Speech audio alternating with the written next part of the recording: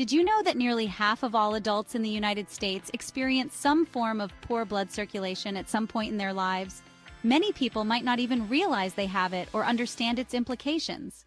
So today, we're diving deep into the often overlooked issue of poor blood circulation and its effects. This can manifest in cold hands and feet, tingling sensations, muscle cramps, and even fatigue or general tiredness. In this video, we'll cover 5 surprising culprits that might be slowing down your blood flow significantly. Stick around to make sure you're not unknowingly sabotaging your circulatory system and overall health. Alright, let's kick things off with exercise, or in this case, the lack thereof. It's something we all know we should be doing, but sometimes it just feels like a chore. Our bodies are designed to move. Movement is essential for maintaining our overall health and well-being. Exercise acts like a natural pump for our blood. It gets our heart rate up and keeps our cardiovascular system in top shape.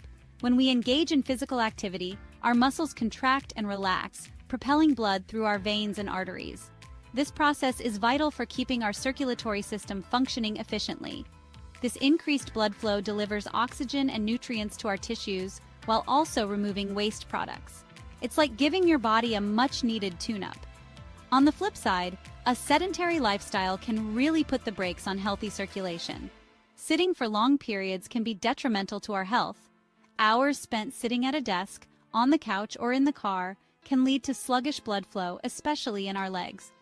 This can cause discomfort and even more serious health issues over time. Standing for long periods without moving around much can also contribute to poor circulation. It's important to find a balance and keep moving. That's why it's crucial to incorporate movement into our daily routines, even if it's just short bursts of activity throughout the day. Taking breaks to stretch or walk around can make a big difference. Exercise doesn't have to mean hitting the gym for hours on end. It can be as simple as taking a walk in the park or doing some yoga at home. Even moderate activities like brisk walking, jogging, swimming, or cycling can make a world of difference. These activities are not only good for your body, but also for your mind.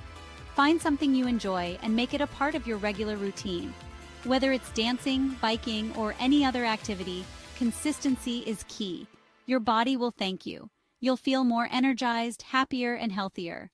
So, if you're serious about improving your circulation, make it a point to get moving.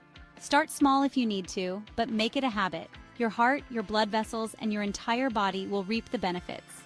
Remember, exercise is non-negotiable for a healthy life. Now, let's talk about another major player in the world of circulation: the food we fuel our bodies with. The choices we make in our diet can have profound effects on our overall health, particularly on our circulatory system.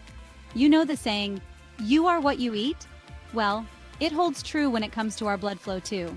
The nutrients we consume can either support or hinder our circulatory health. One of the biggest culprits in the standard American diet that can wreak havoc on our blood vessels is excessive salt intake.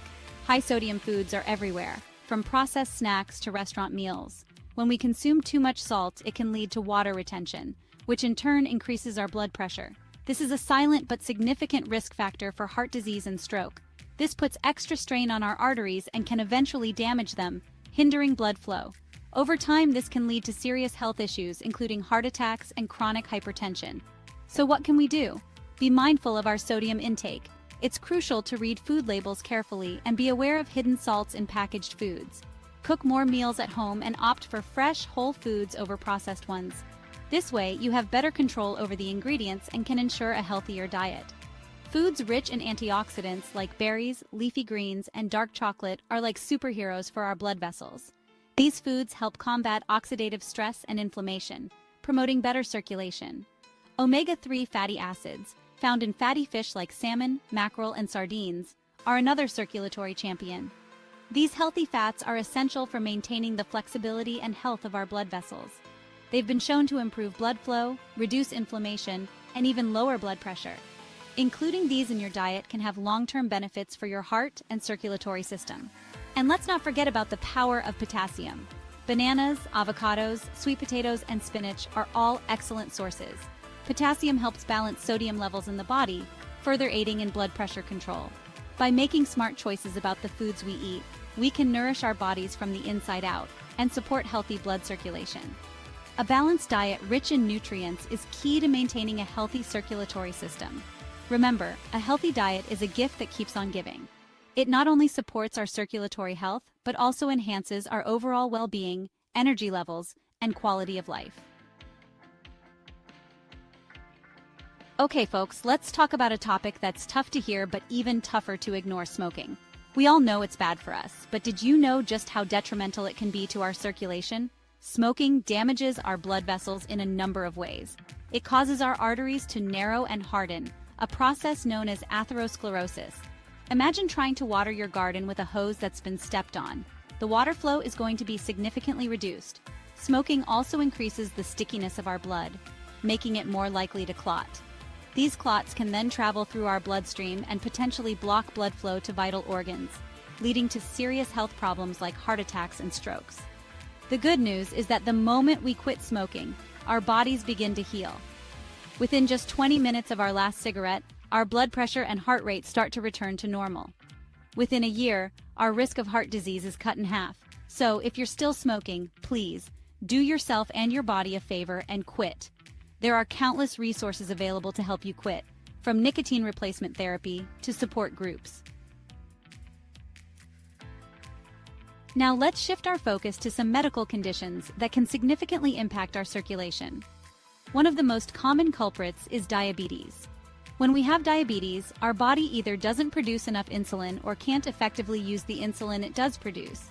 Insulin regulates blood sugar levels, and when those levels are consistently high, it can damage our blood vessels over time. This damage makes our arteries more susceptible to plaque buildup, leading to atherosclerosis and restricted blood flow. Another major player is hypertension, or high blood pressure. This condition forces our heart to work harder to pump blood throughout our body, putting extra strain on our arteries. Over time, this constant pressure can damage our blood vessels, making them more prone to narrowing, hardening, and even rupture. Other conditions like peripheral artery disease and venous insufficiency can also significantly impair circulation. If you have any underlying medical conditions, it's crucial to work closely with your doctor to manage them effectively. This might involve lifestyle modifications, medications, or a combination of both. By taking proactive steps to address these conditions, we can minimize their impact on our circulation and protect our overall health. Let's talk about a topic that's often overlooked when it comes to our physical health: stress and anxiety. These are not just fleeting emotions. They can have profound effects on our overall well-being. We tend to think of these as purely mental and emotional experiences, but they can have a very real and significant impact on our bodies, including our circulation.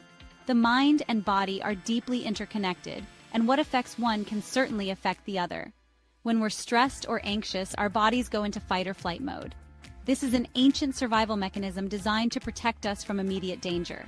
This triggers a cascade of physiological responses, including the release of hormones like adrenaline and cortisol.